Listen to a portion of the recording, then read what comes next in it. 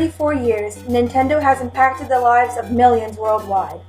Almost all of us have played one of Nintendo's games at least once in our lives. Children everywhere have always held a special place in their hearts for Nintendo, from the famous 1998 Freakout to the excitement still present today. Whee! Even adults enjoy games. According to Education Database Online, the average gamer is around 32 years old. Nintendo has become so popular that, according to David Sheff's Game Over, in 1990 the Nintendo mascot Super Mario was more recognized by American children than Mickey Mouse. 25 years later, that statement probably still holds true for some American children and most Japanese children of today. Though Nintendo has always been extremely successful, the company has been struggling some lately. Their newest console, released in 2012, the Wii U, was widely anticipated. However, its popularity did not match those of Nintendo's past creations. Their profit and revenue began to decrease from 2013 to 2014, and the company admitted that the Wii U was the cause. Fortunately, sales for this console have recently been rising, but the negative effects still linger. Some fans have lost faith in the company, and the opinions of those already critical of Nintendo have only worsened. Gamers need to remember what Nintendo has contributed to our world. Not only has the company single-handedly saved the video game market with its success, but they brought us the platforming genre and 3D gaming without the need for special glasses. What people need is a reminder of how great Nintendo once was, still is, and can be. Because of their insightful innovations and massive popularity, Nintendo has formed a path of success for today's gaming industry. Over the years, the company has contributed exciting new genres, groundbreaking technology, and much more. Before diving into what makes them so great, here's a brief history on Nintendo. Nintendo was not originally a video game company. In 1889, Fusajiro Yamauchi started making Hanafuda, or flower cards. After a few decades, these cards became popular all over Japan. Eventually, Fusajiro passed on the job in 1929 to his son-in-law Sekirio Yamauchi, who established a company out of it in 1933 by the name of Yamauchi Nintendo and Company. Some years later, Sekirio passed his presidential position to his grandson, Hiroshi Yamauchi, who later changed it to Nintendo Company Limited in 1963. Now, Nintendo's current CEO is Satoru Iwata. The name Nintendo comes from the three kanji used to make up the name, Nin, Ten, and Do. The three characters put together roughly translate to leave luck to heaven, or deep in the mind we have to do whatever we have to do, or the most common translation, work hard, but in the end it is in heaven's hands. It was not until 1980 that Nintendo became involved in the games business. In that year, they began selling the portable video game Game & Watch and released their first milestone, Donkey Kong, to arcades. Donkey Kong featured the first appearance of what became Nintendo's most widely known logo, Mario. One thing led to another, and before anyone knew it, Nintendo was skyrocketing to the top of everyone's lists. They developed more consoles and released more games over the years, their first being the Nintendo Entertainment System in 1982. The NES was followed by the Game Boy, the Super Nintendo Entertainment System, the Nintendo 64, the GameCube, the DS, the Wii, the 3DS, and the Wii U.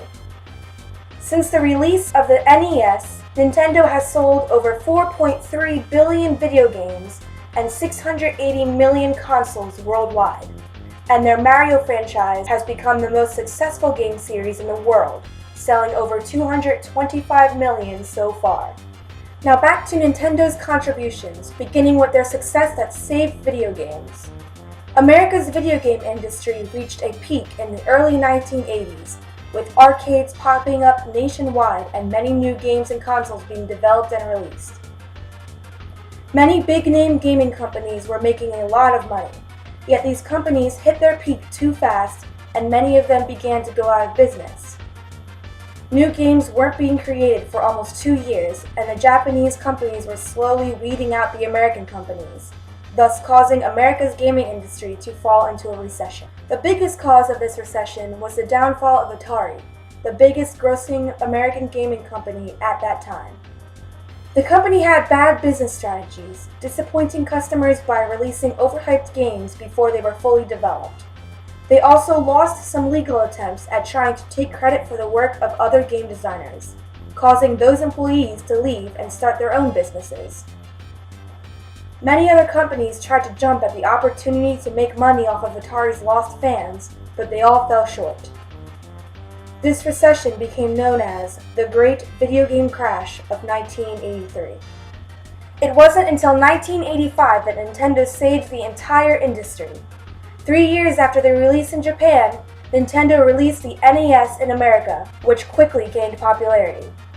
This marked the point where Japan took the lead in the industry from America. With the debut of the NES and the growing appearance of Japanese games in American arcades, America's gaming market was saved. Without Nintendo, the industry would have taken a lot longer to redeem itself, or possibly have never revived at all. Many more people would have lost their money and their jobs, and video games would not be at the point they are today without Nintendo keeping them alive. Nintendo has also contributed an entire genre of gaming, the platformer. Platformers are games where the character must jump onto platforms and overcome obstacles to win. Nintendo created this genre through the release of its first video game, Donkey Kong, in 1980. In the game, a carpenter called Jumpman races up ladders and jumps over barrels to save his girlfriend Pauline from an ape. This game was the first of its kind, and popularity for this kind of game increased until reaching a peak with Nintendo's next successful platformer. If the NES wasn't a success enough itself, Super Mario Bros. Made it much more so.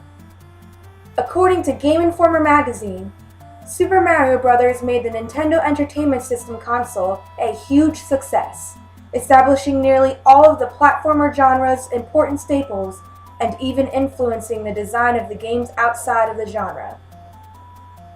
This game introduced many common tropes to the platformer genre, including power-ups and unlocking levels in a diverse collection of worlds. It was the combination of Donkey Kong and Super Mario Bros., and later the advancement to 3D platformers by Super Mario 64 that brought a new, popular genre to the gaming world, all thanks to Nintendo. One of Nintendo's more recent contributions to gaming and technology is 3D gaming. 3D gaming has been done before, but never like this. At the 2010 Electronic Entertainment Expo, or E3 for short, Nintendo CEO Satoru Iwata took the stage to introduce, via a flashy presentation, the innovative portable gaming device, the Nintendo 3DS. The main selling point of the 3DS was the ability to view the game being played in 3D without the need of special glasses. This 3D effect was controlled by the 3D depth slider, allowing users to either maximize the effect, turn it off completely, or adjust it to any intensity in between. Along with this feature, the 3DS also had improved graphics, cameras, and smoother controls compared to the normal DS. This version of 3D gaming has never been done before. Nintendo has succeeded in creating a new technology for the gaming industry. Given the success that the 3DS had, selling over 13.5 million in the 2012-2013 financial year, there is no doubt that Nintendo and other companies will carry this feature over into future gaming systems. As you can see from the previous evidence, it is true that video games would not be where they are today without Nintendo. If it weren't for them, the gaming industry may not have survived the crash of 1983, and gaming trends would be completely different without the platformers that Nintendo brought to the table. And sure, maybe Sony has been working on their own 3D technology, but only Nintendo has accomplished smooth 3D gameplay without inconvenient glasses. Nintendo has always shown a lot of popularity amongst fans, and they're not showing any signs of becoming less popular in the future. They have formed a path for other gaming companies, and will continue leading other companies down that path for years to come. Who knows what Nintendo will come up with next?